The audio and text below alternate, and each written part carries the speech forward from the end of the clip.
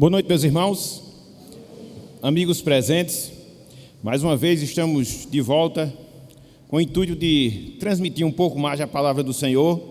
E desta feita, nós convidamos os irmãos, os amigos, a abrirem as suas Bíblias na carta de Tiago. Mais uma vez, Tiago capítulo 5. Hoje nós vamos ler o texto que nós encontramos entre os versículos 12 até o versículo número 20. Tiago 5, versos 12 até o verso número 20, muito embora nós iremos considerar apenas os versos 12, 19 e 20, e mais adiante eu vou explicar a razão dessa postura.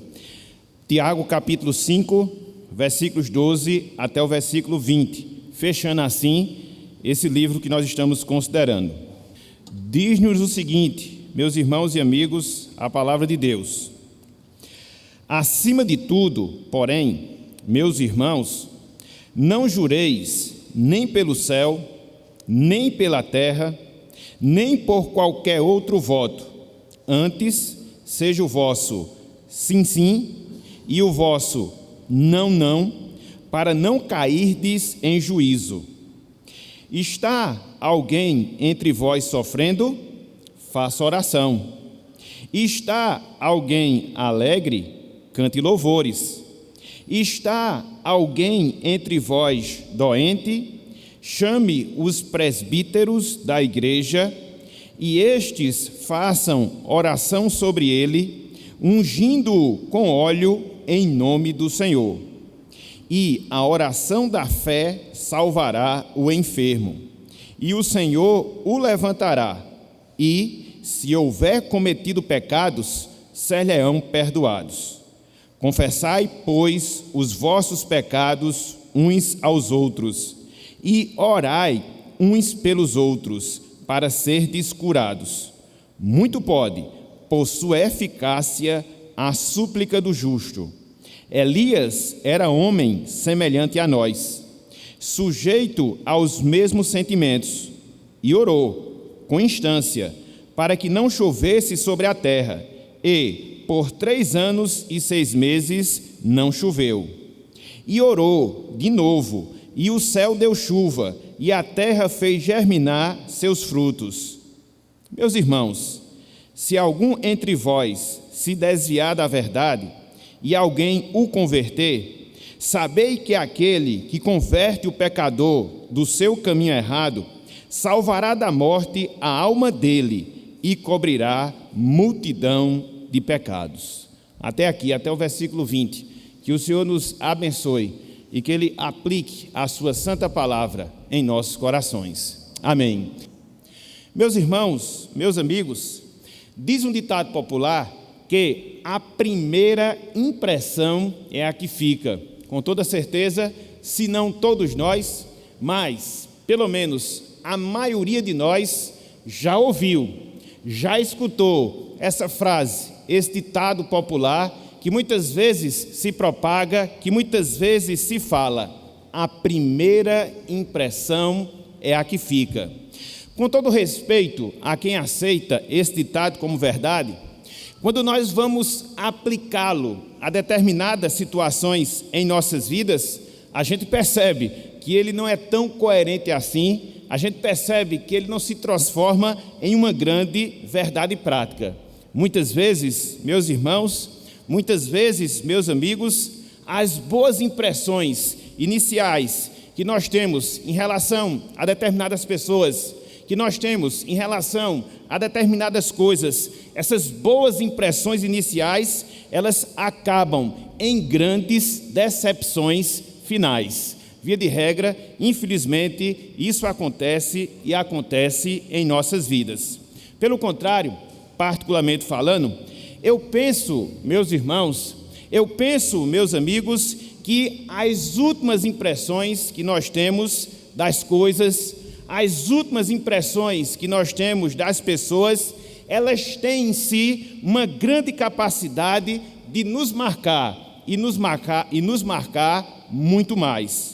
Vários exemplos, vários casos podem ser citados a fim de comprovar essa afirmativa que nós estamos fazendo. Ou seja, as últimas impressões, elas marcam muito mais do que as impressões iniciais.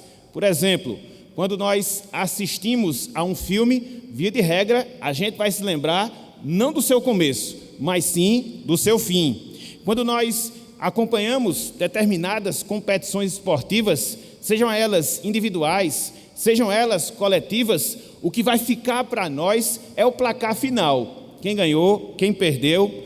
Quando nós passamos os últimos instantes com as pessoas queridas, com as pessoas amadas, esses últimos instantes, eles tendem a ficar marcados firmemente nas nossas mentes e nas nossas compreensões. Por isso, eu não advogo aquele ditado popular que nós falamos no início, a primeira impressão é que fica. Não, muito pelo contrário. As últimas impressões, de fato, são aquelas que ficam e ficam guardadas em nossas vidas. São aquelas que ficam guardadas e guardadas em nossos pensamentos. Nesse sentido, meus irmãos, nesse sentido, meus amigos, nós precisamos atentar, nós precisamos considerar as últimas palavras escritas por Tiago aqui nesse trecho, aqui nessa parte da sua carta. Após mostrar ao longo de toda a sua epístola a necessidade que eu, que você, que cada um de nós temos de vivermos um cristianismo prático, de vivermos de fato a palavra de Deus, destacando a necessidade que nós devemos ter com a nossa língua, destacando o cuidado que nós devemos ter com os necessitados, destacando a necessidade de separação do mundo. Aqui, nesse trecho que nós lemos, Tiago nos repassará os seus últimos conselhos, nos repassará as suas últimas instruções. E diante disso se faz uma pergunta, e diante disso se faz um questionamento. Quais são então esses últimos conselhos? Quais são então essas últimas instruções que Tiago faz nesse trecho que nós acabamos de ler, nesse trecho que nós acabamos de observar? Basicamente, são 3 os conselhos. Basicamente, são 3 as instruções finais que nós temos aqui de Tiago. Em primeiro lugar, o cuidado que nós devemos ter com os juramentos vazios, versículo 12. Em segundo lugar, o cuidado que nós devemos ter com uma vida de oração, versículos 13 até o versículo número 18. E, em último lugar, o cuidado que nós devemos ter, e nós devemos ter com os desviados, versículos 19 e também o versículo número 20. Para que nós percebamos, meus irmãos, para que nós percebamos, meus amigos, a relevância desses 3 conselhos finais que Tiago aqui coloca, que Tiago aqui nos mostra: o cuidado com os juramentos vazios, o cuidado com a vida de oração, o cuidado em relação àqueles que são desviados. Prestem atenção à expressão inicial desse trecho que nós vemos logo no início do versículo 12. Ele diz: acima de tudo. Então, tudo que a gente encontra como consequência desse versículo 12 deve ser considerado como algo de suma importância, como algo de suma relevância para as nossas vidas. O cuidado com os juramentos vazios, o cuidado com a vida de oração, o cuidado com os desviados. E aí eu volto à minha proposição inicial, que as últimas impressões, de fato, são aquelas que ficam. Assim, meus irmãos, assim, meus amigos, é sobre esses últimos conselhos que nós vamos concentrar as nossas 2 últimas pregações aqui nessa carta. Hoje, por exemplo, a gente vai considerar 2 desses cuidados que o apóstolo Tiago, ele coloca aqui no final da sua epístola. Ou seja, o cuidado com os juramentos vazios e também o cuidado que nós devemos ter com os desviados. Porque aí, na nossa última pregação, a gente vai considerar em si o cuidado sobre uma vida de oração. É um dos textos polêmicos que nós temos aqui na carta de Tiago. Não daria tempo de nós considerarmos tudo hoje, então a gente vai considerar o versículo 12 pularemos para o versículo 19 e 20 e depois voltaremos para os versículos de 13 até o versículo de número 18. Portanto, meus irmãos, portanto, meus amigos, o título da nossa mensagem na noite de hoje é o seguinte: o cuidado com os juramentos vazios e com os desviados. O cuidado com os juramentos vazios e com os desviados. Então, o que é que Tiago fala acerca desse tema? O que é que Tiago nos ensina acerca desse assunto? Nós vamos considerar justamente a partir de agora, com a graça e a graça do Senhor. Em primeiro lugar, meus irmãos, em primeiro lugar, meus amigos, atentemos para um dos 3 conselhos finais que Tiago nos coloca, que Tiago nos dá aqui. Ou seja, o cuidado que eu, o cuidado que você, o cuidado que cada um de nós devemos ter com os juramentos vazios. Em primeiro lugar, o cuidado com os juramentos vazios. E aí, eu lhes convido a acompanharem a leitura apenas do versículo 12. Tiago, capítulo 5, apenas o versículo de número 12. Acompanhe conosco, por favor, a leitura da palavra do Senhor. Diz-nos o seguinte: acima de tudo, porém, meus irmãos, não jureis nem pelo céu, nem pela terra, nem por qualquer outro voto. Antes, seja o vosso sim, sim, e o vosso não, não, para não cairdes em juízo. Aqui, meus irmãos, aqui, meus amigos, nós encontramos o apóstolo Tiago proibindo a prática de juramentos e juramentos vazios. Se nós pudéssemos resumir esse versículo 12, nós poderíamos, como de fato estamos fazendo, resumi-lo nesse ensinamento, resumi-lo nessa afirmação. Ou seja, aqui no versículo número 12, Tiago ele está proibindo toda e qualquer prática de juramentos e juramentos vazios. Inicialmente, o texto diz: não jureis. Inicialmente, o texto diz: não jureis. A ideia, meus irmãos, a ideia, meus amigos, dessa expressão, não jureis, é uma ordem de cumprimento imediato.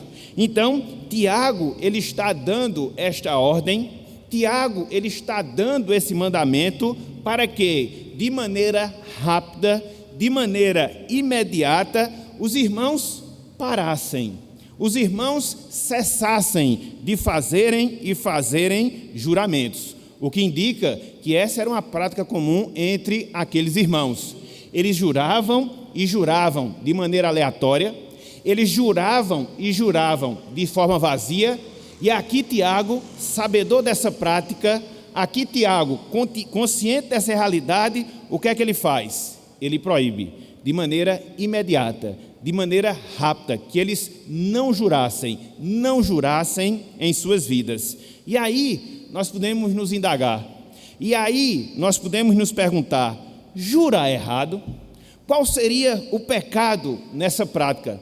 Qual seria a prática indevida nessa atitude de nós jurarmos, se considerarmos essa ordem que Tiago ele faz aqui? Jurar errado?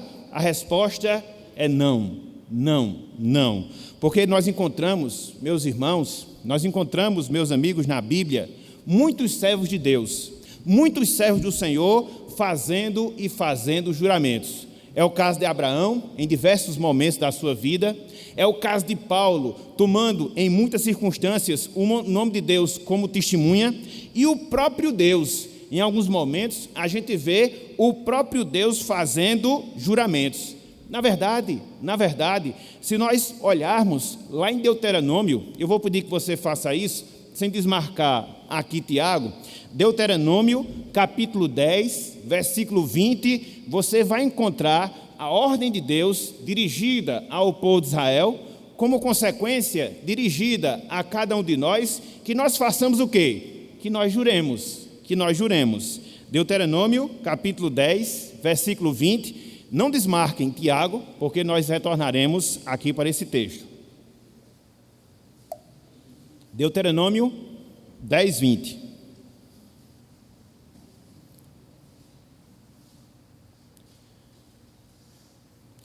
Veja o que nos diz aqui a palavra do Senhor.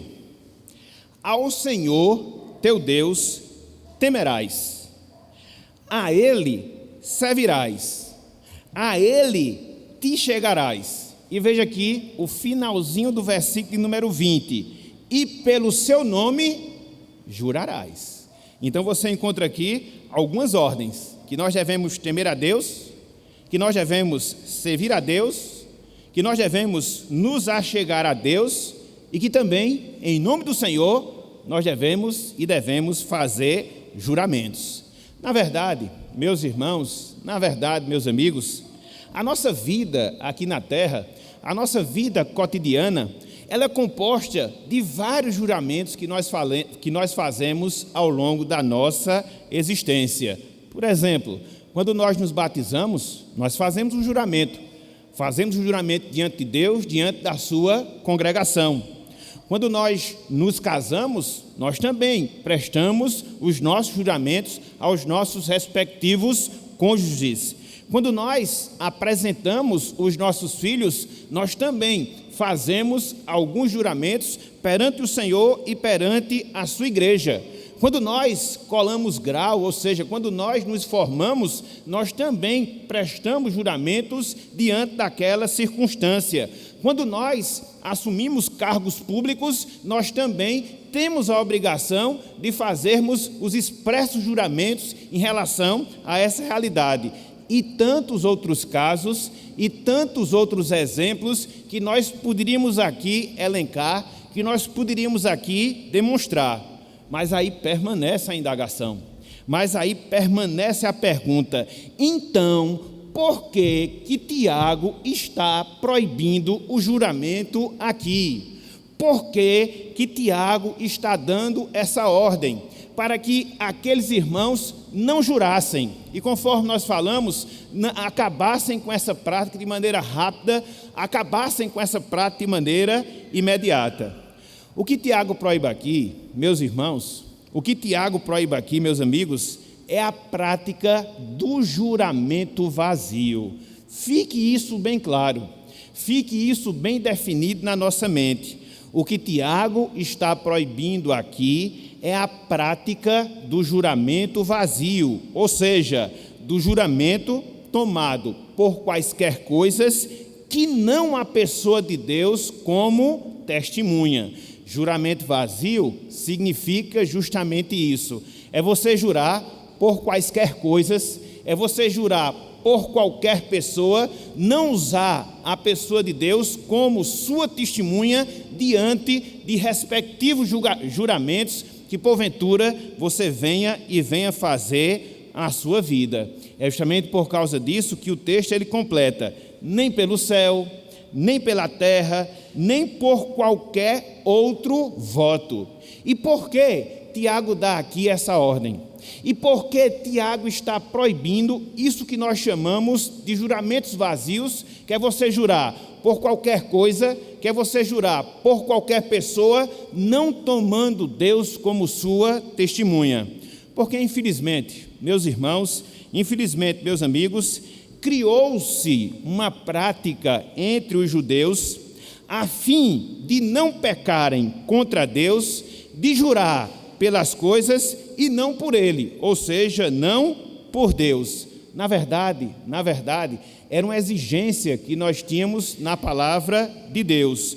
Veja aí, Levítico capítulo 19, versículo 12, a proibição para que não houvesse juramento falso em nome de Deus. Então, havia sim essa ordem, havia sim esse mandamento.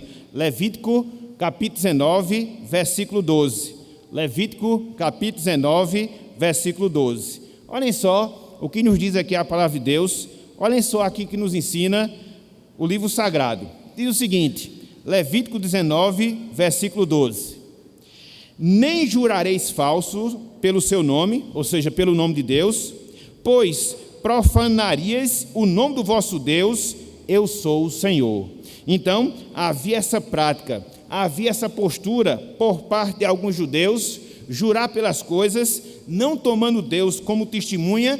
Por quê? Porque se eles descumprissem os juramentos, se eles não cumprissem as suas respectivas promessas, pelo fato de não se estar fazendo o juramento em nome de Deus, eles estavam isentos de qualquer responsabilidade. Na verdade, aqui nós vemos um artifício dos judeus para eximi-los da responsabilidade de cumprir aquilo que eles juravam, de cumprir aquilo que eles prometiam. Uma vez que eles não usavam o nome de Deus, eles se sentiam desobrigados a não cumprir os seus respectivos juramentos. Então, é essa proibição que Tiago faz aqui. Vocês devem se jurar, vocês devem tomar o nome de Deus por testemunha, porque vocês terão a obrigação de cumprir aquilo que vocês estão prometendo. Por quê? Porque vocês não podem tomar o nome de Deus em vão. Então, o mandamento de se jurar e de se associar o nome de Deus ao juramento criava uma obrigação, criava uma responsabilidade, gerava essa carência das pessoas cumprirem de fato aquilo que juravam. Mas uma vez que isso não acontecia, que ele jurava por coisas, que jurava por outras pessoas que não Deus, então eles se sentiam livres para não cumprir o juramento. E era isso que era errado, era essa postura que era equivocada, e essa correção que Tiago ele faz aqui nesse trecho, que Tiago ele faz aqui no final da sua carta. Na verdade, meus irmãos, na verdade, meus amigos, o que Tiago ele reproduz aqui no versículo 12, é o mesmo ensinamento que nós temos ensinado por Jesus lá no Sermão do Monte, lá no Sermão da Montanha. Mais uma vez, sem desmarcar aqui o texto de Tiago, abram aí as suas Bíblias em Mateus capítulo 5. Veja se o que Tiago não ensinou aqui foi a mesma coisa que Jesus Cristo ensinou lá no Sermão do Monte. Mateus capítulo 5, versículos 33 até o versículo número 37. Mateus 5, versículos 33 até o versículo número 37.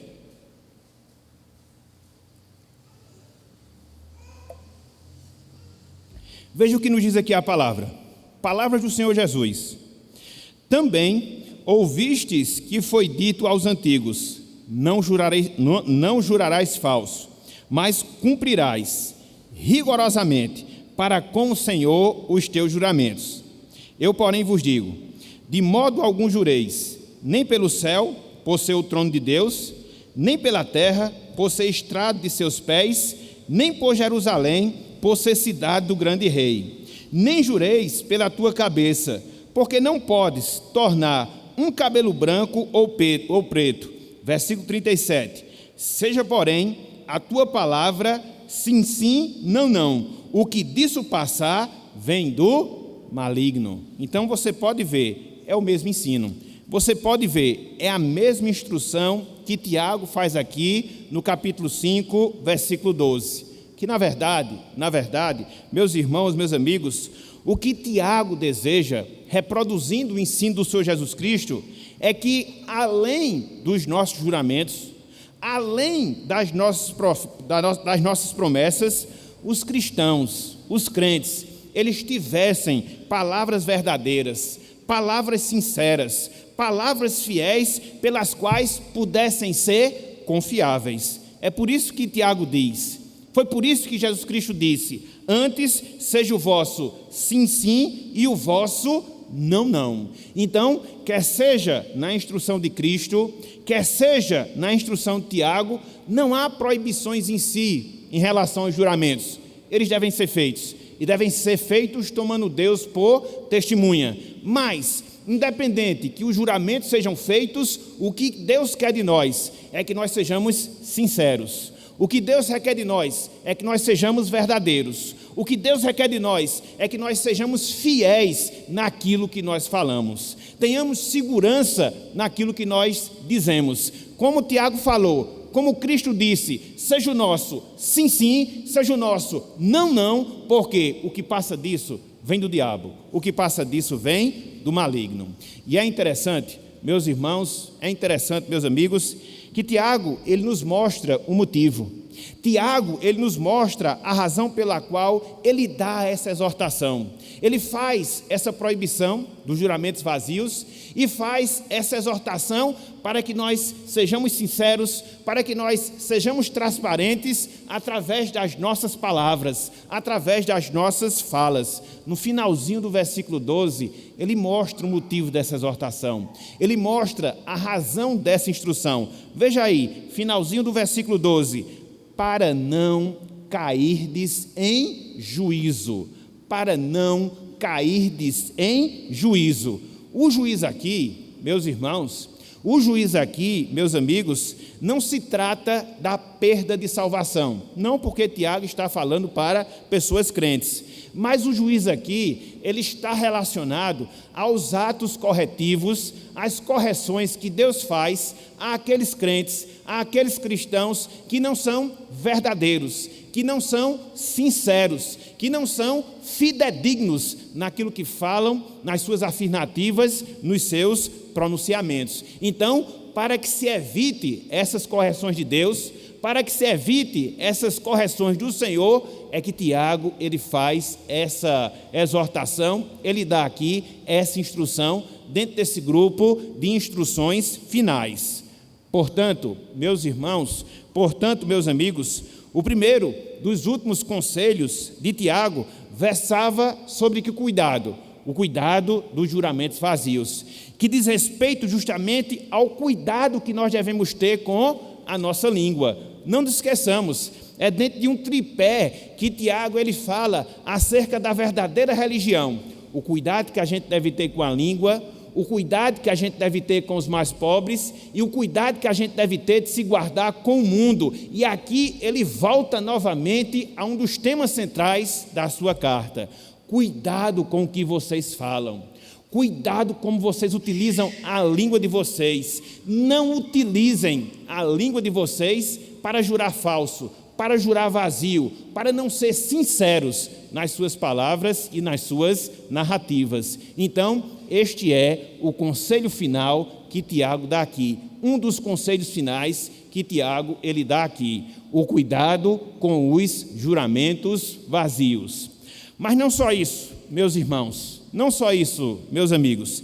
Em segundo lugar, a gente vê uma segunda instrução final de Tiago.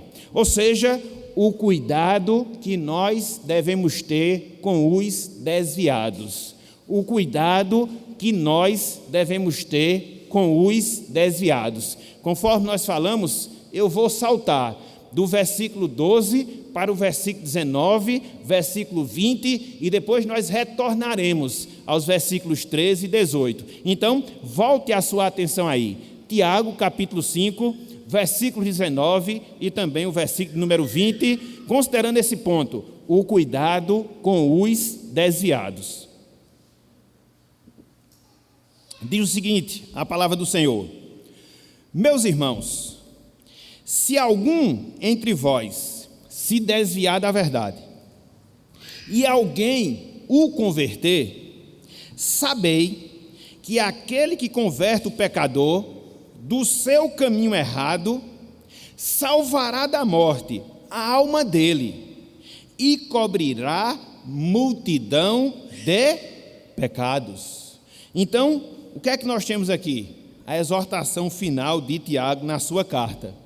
E de que trata essa exortação?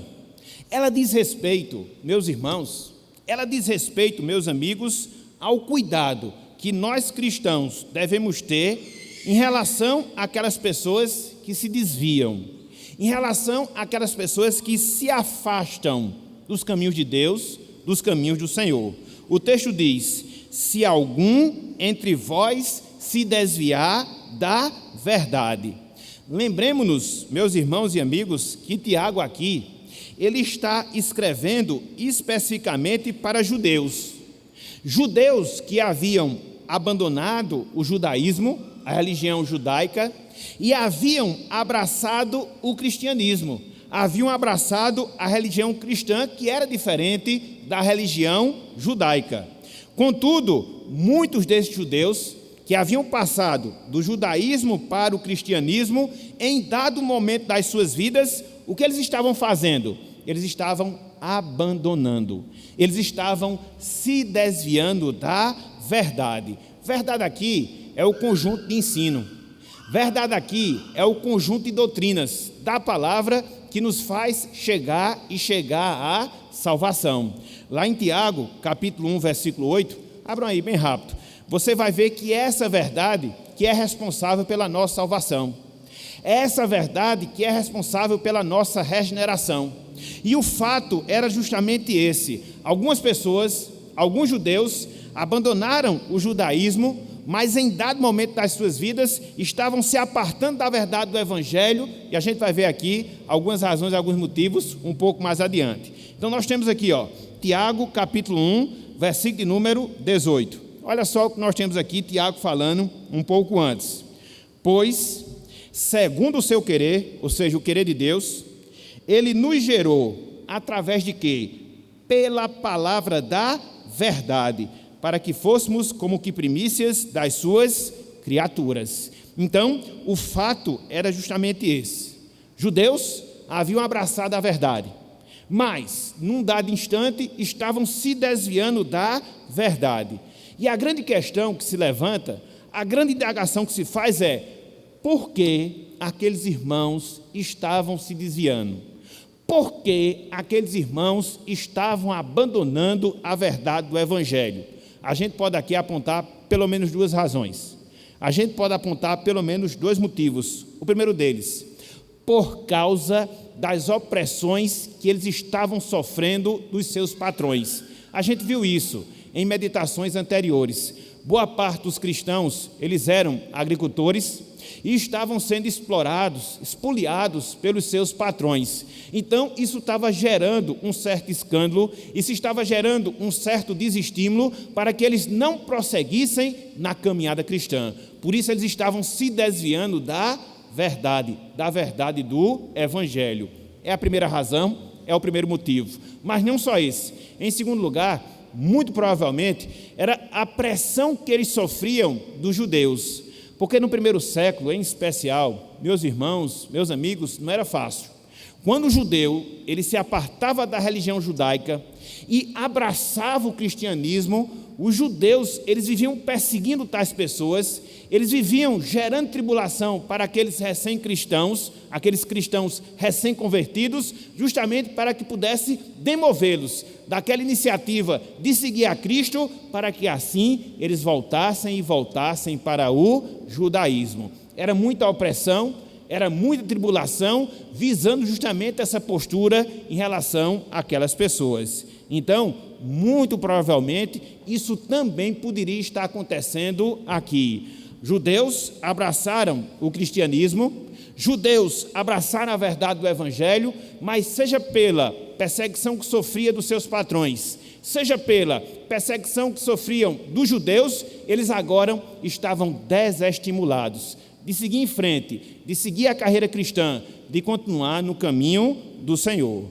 E aqui, nesse verso número 19, nesse verso número 12, nós aprendemos, meus irmãos, nós aprendemos, minhas irmãs, que o irmão que trouxesse, ou seja, que convertesse alguém que havia se afastado da verdade, ou seja, da verdade do Evangelho, quem agisse dessa forma, quem convertesse as pessoas, trouxesse essas pessoas de volta, livraria a alma delas de grande condenação e elas teriam a experiência do perdão e perdão dos seus pecados. Isso por uma razão muito simples, isso por uma razão muito fácil. Uma vez que aquelas pessoas que haviam se apartado do Evangelho, que haviam se afastado do caminho da verdade, mas uma vez que eles eram demovidos pelos próprios cristãos a considerarem a sua postura, a se voltarem novamente para o cristianismo, eles receberiam o perdão de Deus e voltariam novamente ao caminho certo.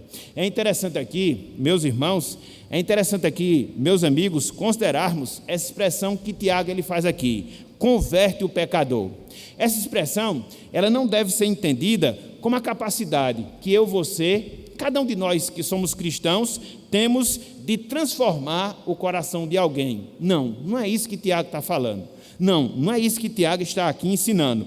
A conversão é uma atitude que o pecador ele toma fruto da graça de Deus. Agora eu, você, cada um de nós que somos cristãos, nós somos instrumentos nas mãos de Deus. Nós somos instrumentos nas mãos do Senhor para poder aconselhar e, através desse trabalho, fazer com que aquelas pessoas que se afastaram da verdade, elas possam retornar aos caminhos do Senhor.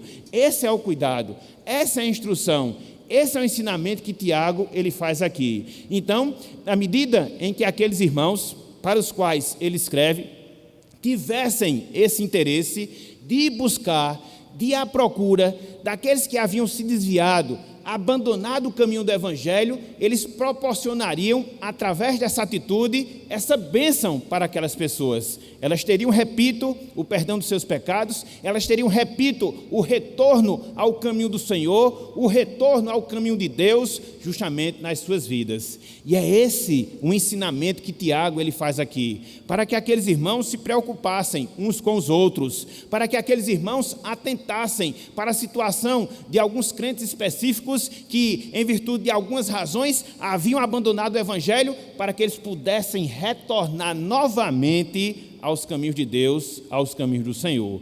Esse é o segundo cuidado que nós estamos considerando aqui na noite de hoje. E dessa forma, meus irmãos, dessa forma, meus amigos, Tiago ele encerra, ou seja, ele finaliza a sua carta apontando justamente para o cuidado que eu, que você, que cada um de nós que somos cristãos, nós devemos ter, sim, nós devemos ter em relação àqueles que, por vários motivos, por várias razões, acabam se afastando da verdade, acabam esfriando a sua fé. É uma responsabilidade nossa, meus irmãos, é uma responsabilidade de caráter comunitário. Uma vez que nós somos povo de Deus, uma vez que nós somos membros do corpo de Cristo, nós temos essa incumbência, nós temos esse compromisso, nós temos essa obrigação, nós temos essa responsabilidade. Se nós nos dermos conta de determinada pessoa que estamos vendo, que está se apartando dos caminhos do Senhor, que está esfriando na fé, nós temos essa responsabilidade de ir atrás dessas pessoas, de trazê-las novamente, de convertê-las aos caminhos do Senhor, para que assim elas possam abandonar essa postura equivocada, experimentem perdão, experimentem paz com Deus e assim retomem ao seu caminho. Então, é esse o segundo cuidado e o último que Tiago ele está considerando aqui. O segundo cuidado que nós estamos considerando hoje e o último que Tiago considera aqui nessa carta. Então, meus irmãos, meus amigos, são 3 os conselhos finais que Tiago ele nos dá aqui na parte final, na conclusão da sua carta. Desses 3 conselhos, na noite de hoje, nós já vimos 2. Quais foram? O cuidado que nós devemos ter com os juramentos vazios e, em segundo lugar, o cuidado que nós devemos ter com os desviados. Mas aí fica a pergunta, mas aí fica a indagação: como é que esse texto se aplica à nossa vida? Quais são as lições que a gente pode tirar? Quais são os ensinamentos que nós podemos extrair para a nossa vida, no seu sentido mais prático, no seu sentido mais direto? E aqui nós separamos pelo menos 5 lições, pelo menos 5 aplicações, 4 para nós que somos salvos e a última para aquelas pessoas que ainda não experimentam a salvação do Senhor. Então vamos considerá-las aqui nessa parte final da nossa pregação. Em primeiro lugar, meus irmãos, em primeiro lugar, minhas irmãs, consideremos a firmeza da palavra e das promessas do nosso Salvador Jesus Cristo. Consideremos a firmeza das palavras, a firmeza das promessas do nosso Salvador Jesus Cristo. Meus irmãos, minhas irmãs, seja na eternidade, seja na história humana, Cristo, ele sempre falou palavras verdadeiras. Ele sempre falou palavras fiéis. Na eternidade, por exemplo, ele se comprometeu com o Pai de vir aqui à terra, de encarnar entre nós, de viver entre nós, e através da sua obra no Calvário, nos redimir de todos os nossos pecados e nos tornar povo de Deus aqui na terra. Muitas vezes a gente não atenta para isso. Muitas vezes a gente não considera essa realidade. Mas Cristo fez sim esse acordo com o Pai. Cristo fez sim esse acordo com Deus, desde toda a eternidade. Ele se comprometeu, ele prometeu que viria aqui à terra, que resgataria o povo de Deus e que proporcionaria a esse povo a sua salvação. Veja o que nos diz João capítulo 17. Abram aí, por favor. João capítulo 17.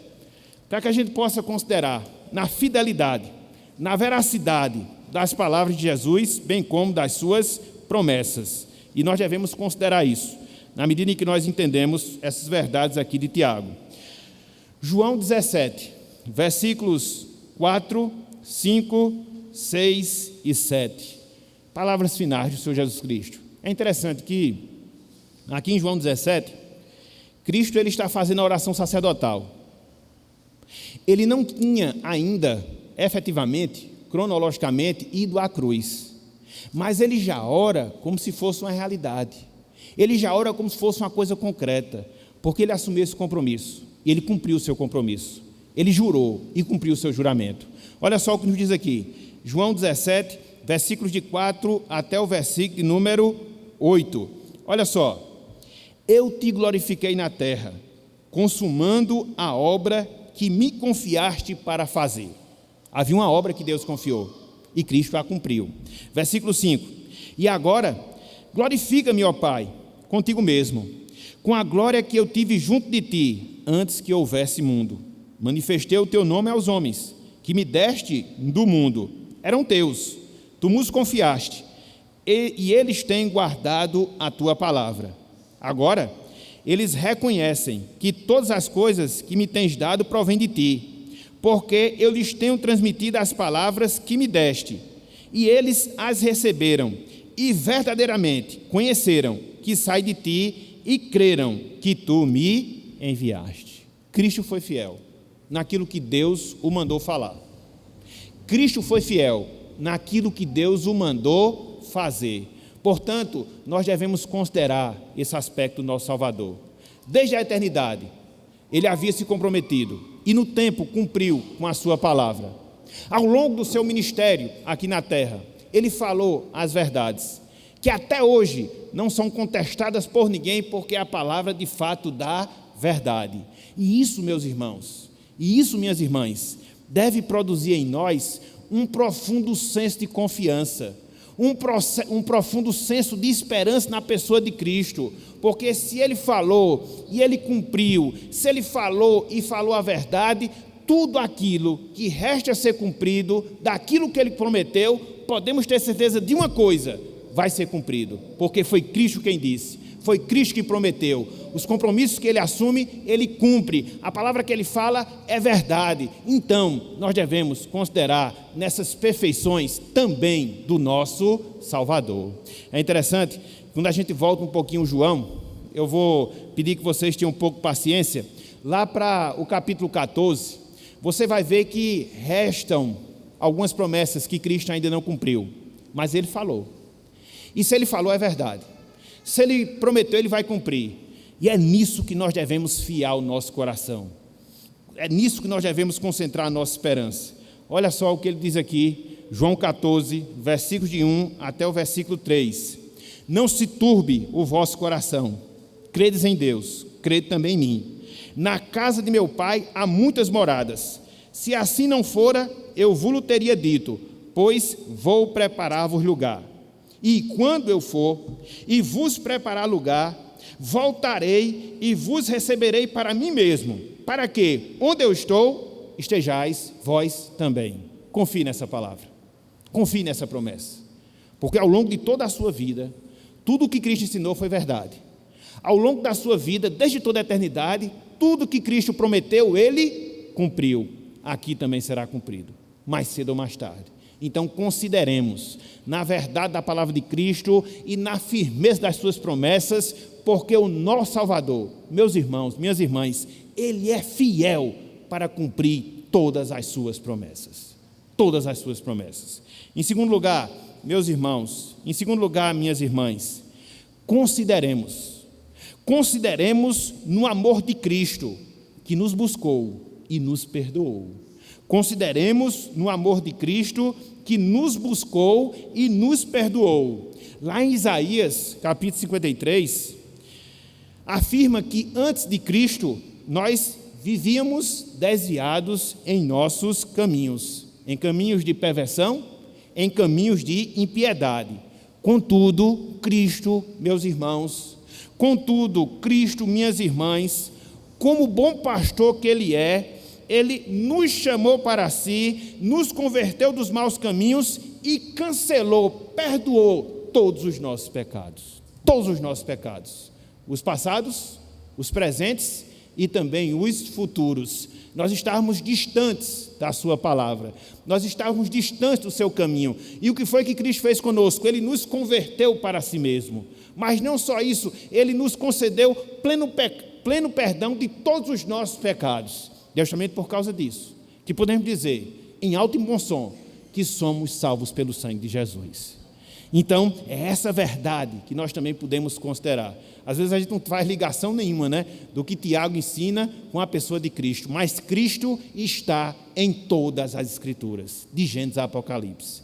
Então a gente vê, a partir desses dois conselhos finais, seja o cuidado com juramentos falsos ou vazios, seja com a postura que nós devemos ter com aqueles que se desviam na pessoa de Cristo, a materialização de todos esses ensinamentos no seu caráter pleno, no seu caráter absoluto, para que assim nós possamos considerar, adorar e exaltar ao nosso Salvador.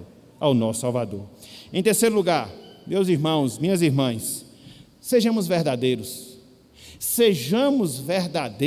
em nosso falar.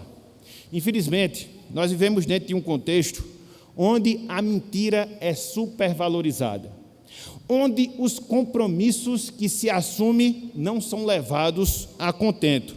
E às vezes as pessoas julgam nisso até um fator indispensável para você obter sucesso na sua vida. Não, meus irmãos, não. A Bíblia diz que o diabo, ele é o pai da mentira. E nós não podemos seguir no seu padrão. Foi como Cristo falou, foi como Tiago reiterou, a nossa palavra deve ser sim, sim, não, não. Não pode passar disso, porque se passar é do maligno. Tudo aquilo que nós assumimos, tudo aquilo com que nós nos comprometemos, se nós somos cristãos, se nós somos povo de Deus, nós temos a obrigação de cumprir, porque é assim que nós vamos nos destacar como povo de Deus aqui na terra. A gente vive essa realidade da mentira. A gente vive essa realidade das faltas de compromisso em todos os sentidos, em todos os âmbitos. Mas nós, como crentes, nós, como povo de Deus, não devemos seguir nessa mesma postura. Devemos ser sal da terra, devemos ser luz do mundo. As pessoas devem nos ver, devem nos enxergar, devem nos ouvir e ter como verdadeiro aquilo que a gente fala, dar crédito à nossa palavra, porque uma das piores coisas da vida é quando nós perdemos a credibilidade. Quando você fala e as pessoas não levam em consideração, porque ela vê, através das suas posturas, que você muitas vezes não se harmoniza ao que fala, não cumpre com as suas palavras, e aí você perde toda e qualquer credibilidade. Então, nós precisamos ser verdadeiros na nossa fala, precisamos assumir os nossos compromissos, desde a nossa salvação, desde o nosso batismo, desde o nosso casamento, enfim, todos os compromissos. Se você assumiu, cumpra-os. Se você prometeu, cumpra-os, porque isso é agradável ao Senhor. Em quarto lugar, meus irmãos, minhas irmãs, nos preocupemos com a situação dos nossos irmãos fracos. Nos preocupemos com a situação dos nossos irmãos fracos. Muitas vezes, na igreja, nós nos deparamos com pessoas que estão frias em termos espirituais. Nesse sentido, todos nós, eu, você, todos nós que compomos a Igreja de Cristo aqui na terra, nós temos a responsabilidade Nós temos o compromisso, nós temos a obrigação de ajudá-las e não condená-las. Como é fácil, meus irmãos, infelizmente, como é fácil.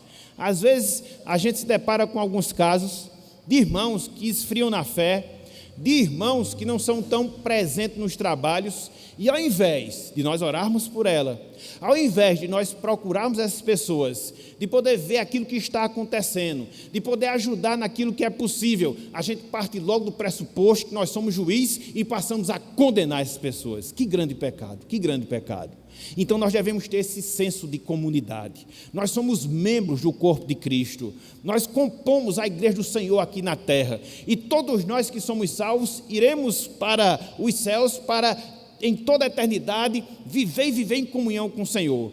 Por isso, aqui na terra, nós devemos ter essa preocupação uns com os outros. Se o irmão falta, se ele está distante, se ele está frio, qual deve ser a nossa obrigação? Qual deve ser a nossa responsabilidade?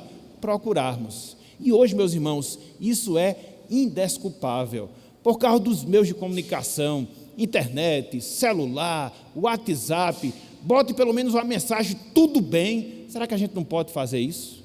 Se a gente não quer fazer, bota pelo menos TB, entendeu? Mas pelo menos mostra essa preocupação com o irmão.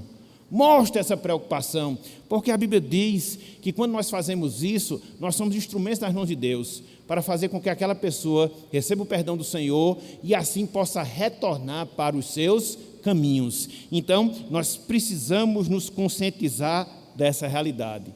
Alguém já disse, para tristeza nossa no passado, que a igreja é o único exército que deixa os seus feridos para trás. E como nós temos essa tendência? Se o irmão está ruim, se o irmão está fraco na fé, a gente sobe nas costas dele para afundar ainda mais. Com a nossa autojustiça, com a nossa empáfia, com a nossa soberba, com o nosso orgulho. E a Bíblia diz, aquele que está em pé, veja que não caia. Às vezes, o irmão desviado de hoje pode ser a nossa realidade amanhã. E será bom para nós recebermos a visita, será bom para nós termos o cuidado de uma pessoa que de fato se incomoda, se preocupa conosco. Então que nós façamos hoje, que nós façamos agora, que vejamos entre os nossos irmãos, aqueles que carecem de uma palavra, aqueles que necessitam de uma visita, aqueles que precisam de uma mensagem da nossa parte. Façamos isso, meus irmãos. Nós ainda somos o corpo de Cristo aqui na terra. E não existe corpo separado. Corpo é junto, comunhão, união. E é isso que Cristo requer de cada um de nós. Então, nos preocupemos com a situação dos irmãos fracos. Em outro lugar, para aqueles amigos, para aquelas amigas nossas, meus amigos, minhas amigas, atente para as palavras de Cristo, que lhe chama para retornar dos seus maus caminhos e experimentar do perdão de Cristo. Atente para as palavras de Cristo, que lhe chama, que lhe ordena, que você se converta dos seus maus caminhos e experimente na sua vida o perdão de Cristo, experimente na sua vida o perdão do Senhor. É essa a mensagem que o Evangelho lhe traz na noite de hoje. É este o momento de conversão, é este o instante de perdão. Confesse os seus pecados, reconheça Cristo como Salvador da sua vida, volte-se dos seus maus caminhos, experimente diante de Deus paz, alegria e perdão desde agora e para todo sempre. É isso que o Evangelho faz, é isso que o Evangelho lhe chama, para que você possa se voltar desses maus caminhos. Você não tem força, você não tem capacidade para isso, portanto clame pela graça de Deus, para que o Espírito Santo haja no seu coração, através da proclamação do seu Evangelho, possa lhe abrir o entendimento, lhe abrir os olhos, e você possa, enfim, se deparar e entender a sua condição espiritual e, em desespero, recorrer à cruz e o sangue de Cristo na sua vida. É isso que o Evangelho lhe exige a fazer. É esta a ordem que Deus dá a cada um de vocês. Portanto, meus irmãos, meus amigos, que Deus, Ele nos abençoe, que Ele aplique esses dois cuidados que nós devemos ter em nossas vidas. O cuidado com os juramentos vazios e o cuidado com os desviados, e nos preparemos para a última mensagem, aqui em Tiago, quando nós vamos ver o cuidado que nós devemos ter com a vida e vida de oração. Então, que Deus nos abençoe e que Ele aplique a sua santa palavra em nossos corações. Amém. Que a graça do nosso Senhor e Salvador Jesus Cristo, o eterno amor de Deus e as divinas consolações do Santo Espírito de Deus possa ser sempre com esta igreja e com todo o povo de Deus,